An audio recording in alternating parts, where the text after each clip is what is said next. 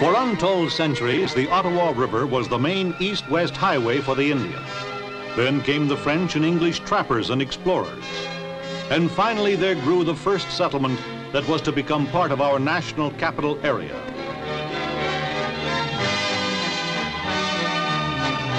But it was through the building of the Rideau Canal by Colonel Bytown and his Royal Engineers that a major city began to grow. A city called Bytown, and destined to be the capital of a country not yet born.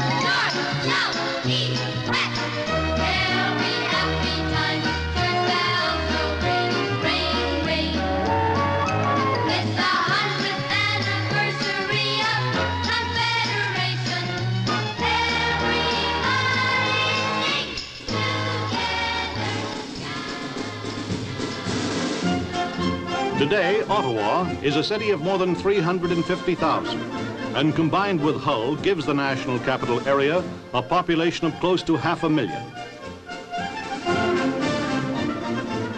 Filled with the color and traditions of another age, Ottawa has a sense of history and gracious living, epitomized by Rideau Hall, home of our Governor General, with its scarlet-coated guardsmen.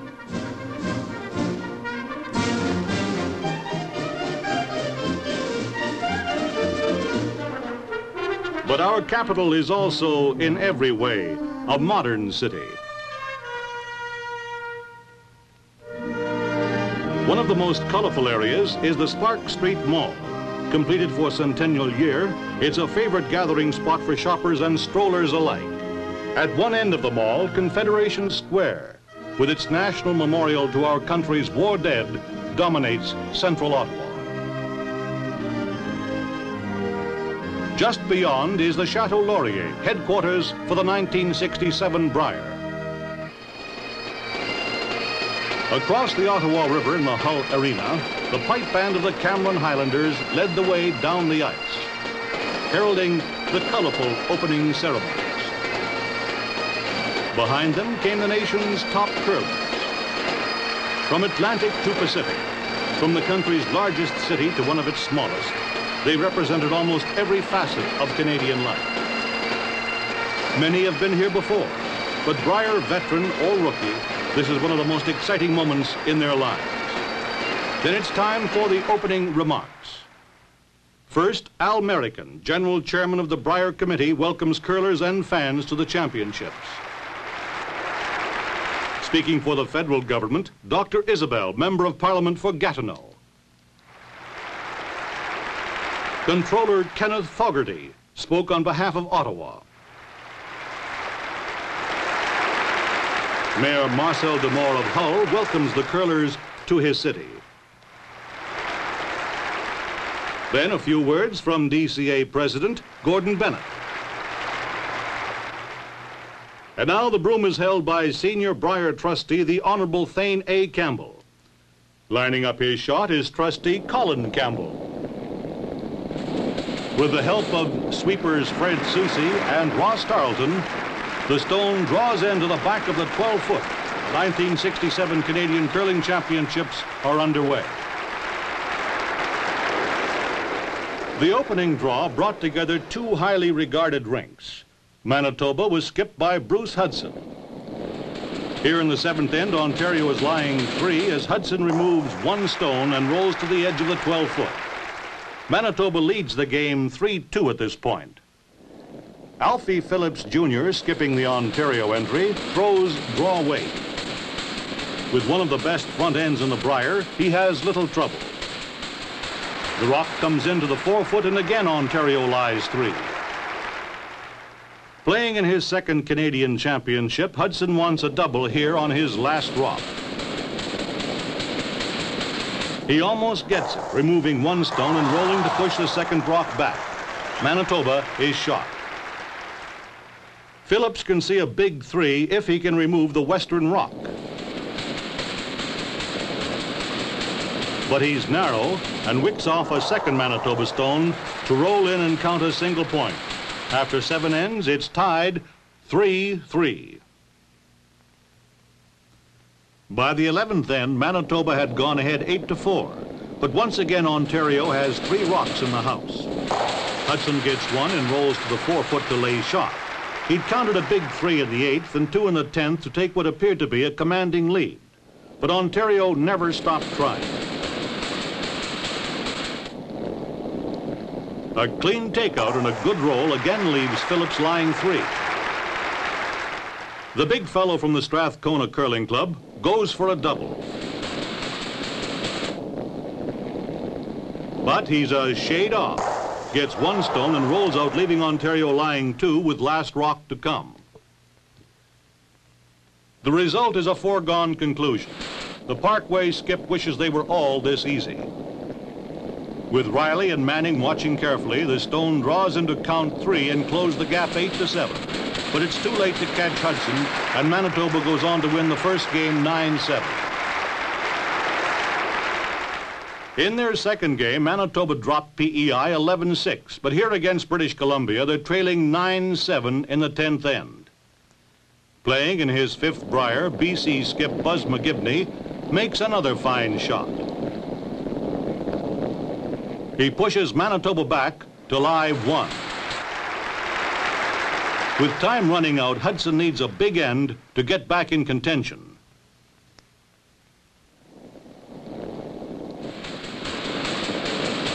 But he seems to have lost his weight. He raises a BC stone but rolls wide, leaving the West Coast rink still shot. McGibney attempts a draw to lay in front of the nest of Manitoba stones and prevent Hudson from counting a big end. But he's wide and hangs out, sliding to the 12-foot. With the possibility of counting 4 hanging on this stone, Hudson makes his usual flawless delivery.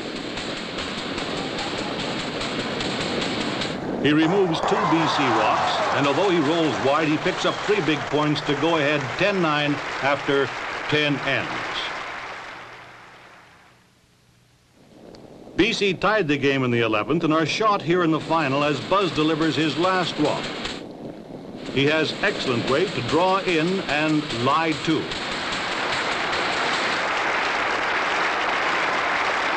At this point, Hudson makes one of the best shots in the Brier. With absolute confidence, he throws draw weight.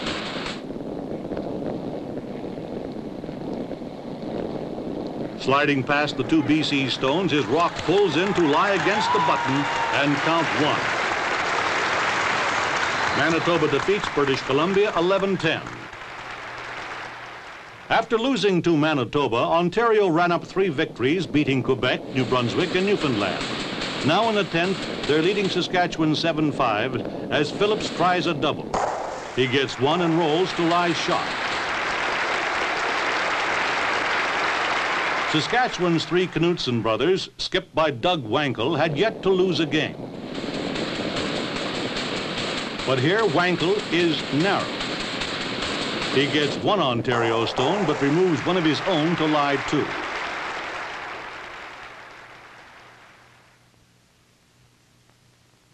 John Ross gives Phillips the broom for the double.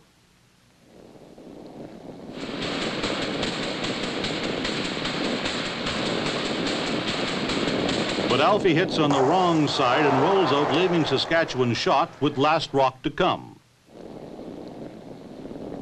Wankel makes no error on the wide-open house. Watched carefully by the Knutsons, the Saskatchewan stone comes into count 2 and tie the score 7-7 after 10 ends. They blanked the 11th, and now with Saskatchewan shot behind 2 long guards, Phillips signals for the takeout.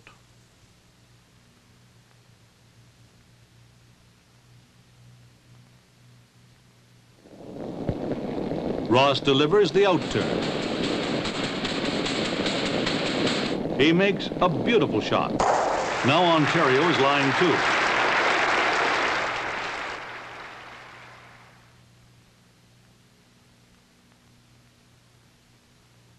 Third, Art Knudsen gives his skip wide ice. Saskatchewan is after a hit and roll behind the guard.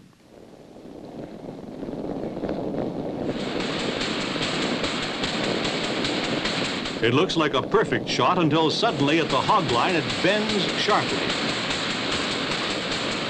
Rubs past the Ontario stone and rolls out. While Wankel talks with his third, Ontario holds a summit conference. The boys from elbow watch. The decision is to lay down a short guard. Careful of the fall-off, Alfie throws the out-turn.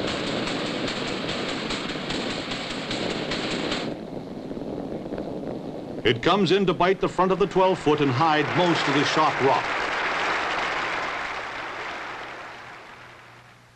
Still concerned with the fall-off, and now with a short guard to get past, Wankel has a tough shot facing him. He can still see a piece of the Ontario shot rock.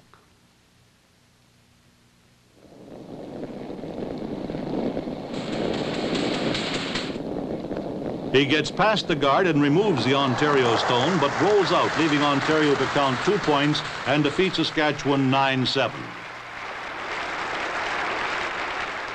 Quebec's entry was skipped by former schoolboy champion Bruce Beveridge.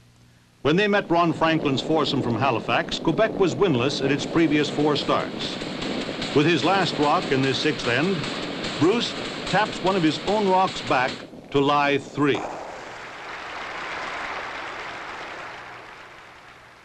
Skipping the same rink he took to Saskatoon 2 years earlier, Franklin and his Maritimers are looking for their second victory.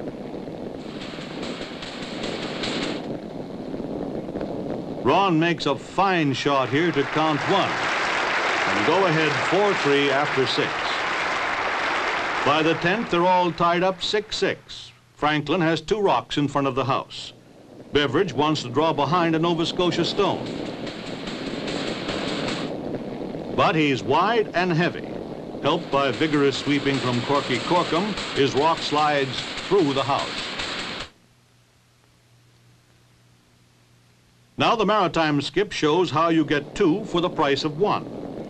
Throwing the out-turn with perfect weight and ice, Franklin goes for his own short guard.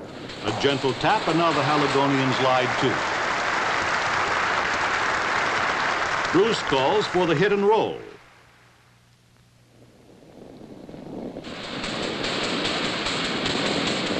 But he hits on the wrong side and rolls out, leaving Nova Scotia shot.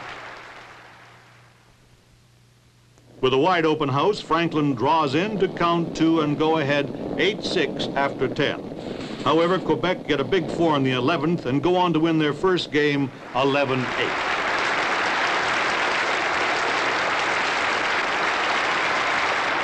Newfoundland is lying 3 in the 8th end of their battle with a New Brunswick rink skipped by Charlie Sullivan, who, with his patented leg kick delivery, tries for the double. And gets it. Now the rink from St. John is shot. All members of the Department of Transport's air traffic control at Goose Bay, the Newfoundland entry is skipped by Len Kalachak. With his last rock, he makes the takeout to count 2. And they tie the game 6-6. In the 12th end, Newfoundland trails 9-7, but is shot as the New Brunswick skip makes his delivery. Sullivan is after the takeout. Hits and now lies 2. Taking wide ice, Kalachak wants to draw to the New Brunswick shot rock.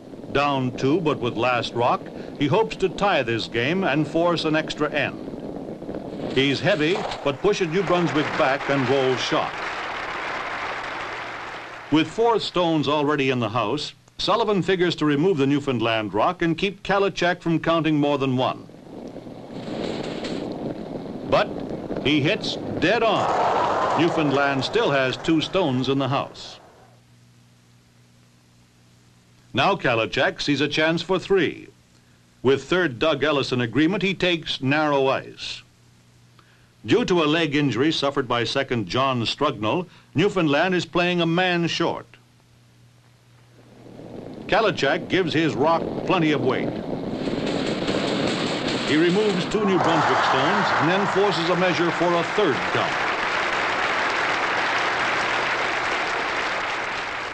Newfoundland is winless up to this point. But now the measure gives the Goose Bay Club its first victory. With Northern Ontario leading 10-9, shot, and having last rock here in the 12th end, Ron Franklin of Nova Scotia has his problems. He's trying to freeze to the shot rock, but is a little heavy. He pushes Northern Ontario back to stay and lie 1. Third Bob Grosel holds the broom for Big Brother Bill, skip for the Haileybury rink.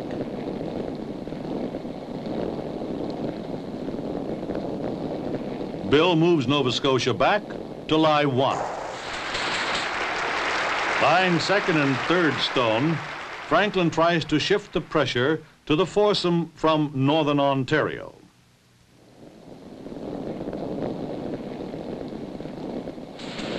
Watched carefully by the rink from the Mayflower Curling Club, the Nova Scotia rock draws in to cut the button and lie 1. Now Grosel has to be careful not to raise the Nova Scotia shot rock onto his own second stone.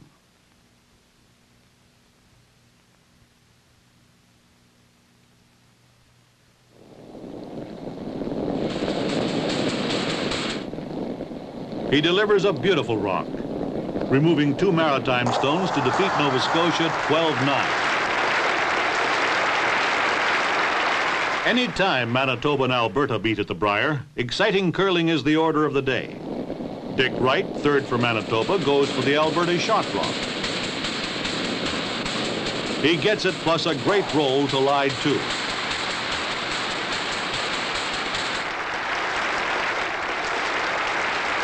Playing in his 4th Brier, Ron Northcott gives the broom to his 3rd George Fink.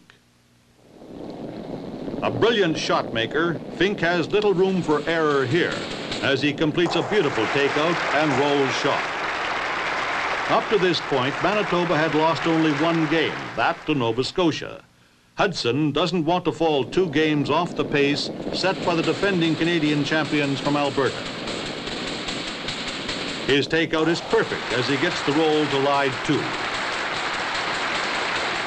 A schoolboy champion in 1953, Northcott saw Brier action at Brandon and Charlottetown before winning the Canadian title at Halifax. Here, he hits on the wrong side and rolls out, leaving Manitoba shot. Ron isn't too happy with that rock. Lying 1 and being a firm believer in the old curling adage that the best guard is second shot, Hudson uses the in-turn to draw to the edge of the 4-foot. With the score tied 2-all in this second end, Ron Northcott now makes one of curling's tougher shots look easy. He throws the out-turn. It's the perfect execution of the double takeout. Alberta goes on to defeat Manitoba 8-6.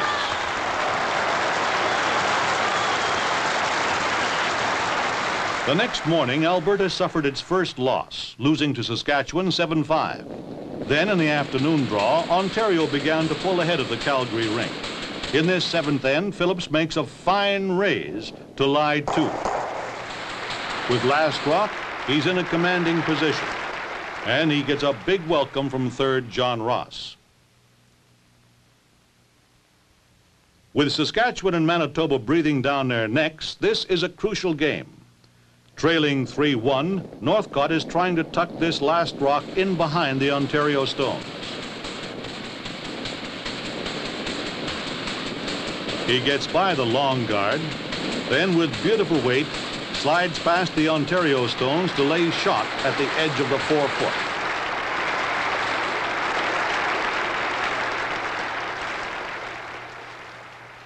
Phillips figures he'd better try the same shot. Just a little less ice and a shade more weight.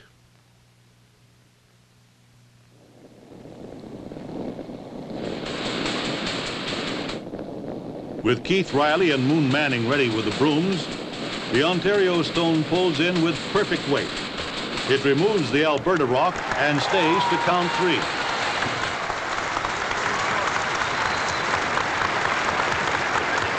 After 7, Ontario leads 6-1. It appeared to be all over, but then the rink from Calgary showed the courage and skill that won everything for them the year before. In the next 4 ends, they counted 5, while holding Ontario to just 1 point. Now, trailing 7-6 in the 12th end, Ron again applies the pressure. With his last rock, he draws in to Lie's shot. This could be the tying stone.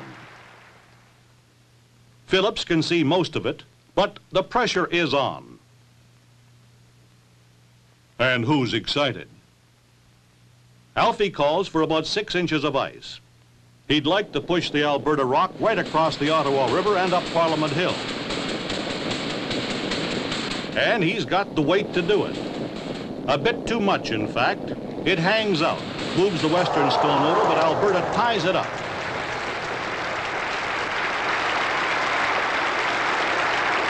It's 7-7 after 12 full ends. With a capacity crowd hanging on every shot, the game comes down to Skip's rocks. Northcott has an empty house looking at him with one long lone guard just over the hog line. His first stone comes in to bite the front of the 12-foot. With last rock, all Alfie wants to do is get it out of there. Ron would like to see it over a bit, but Phillips likes it fine right where it is. He wants a nice, tidy house ready for his last rock. He doesn't completely clean house, but keep an eye on that red rock.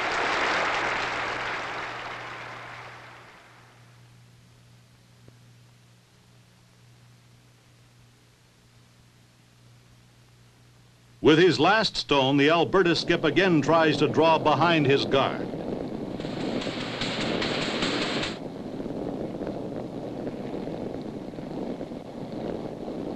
This time he pulls in with excellent weight to hide on the edge of the 4-foot.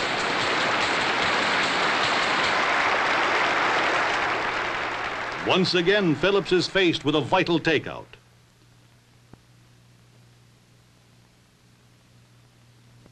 He's not worried about hitting and staying, he just wants to hit. The biter will take care of the winning point. And that's just the way it happened.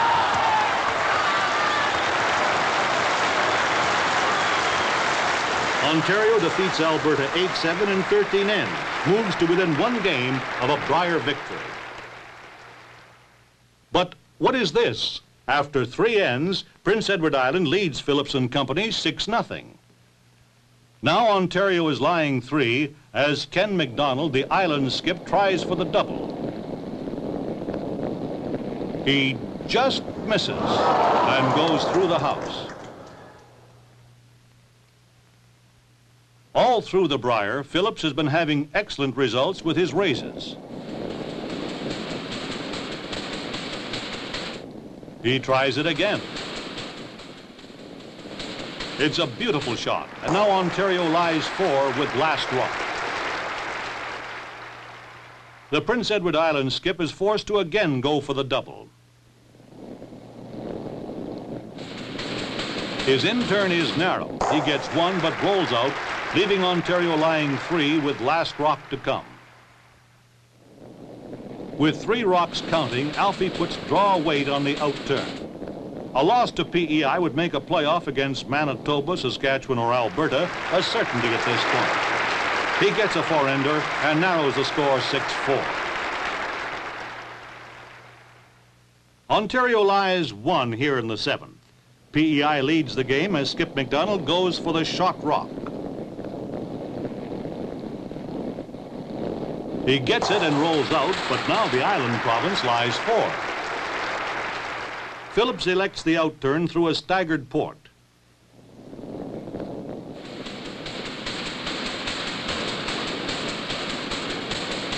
Riley and Manning lean on the booms. It bends in with fine weight to slide to the back of the forefoot.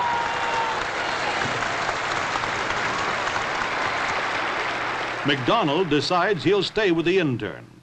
He has a long and short guard to get past before reaching the Ontario shock rock. He hangs up on the front stone, leaving Ontario lying 1. Alfie can see no reason for changing his shot and again indicates the outturn.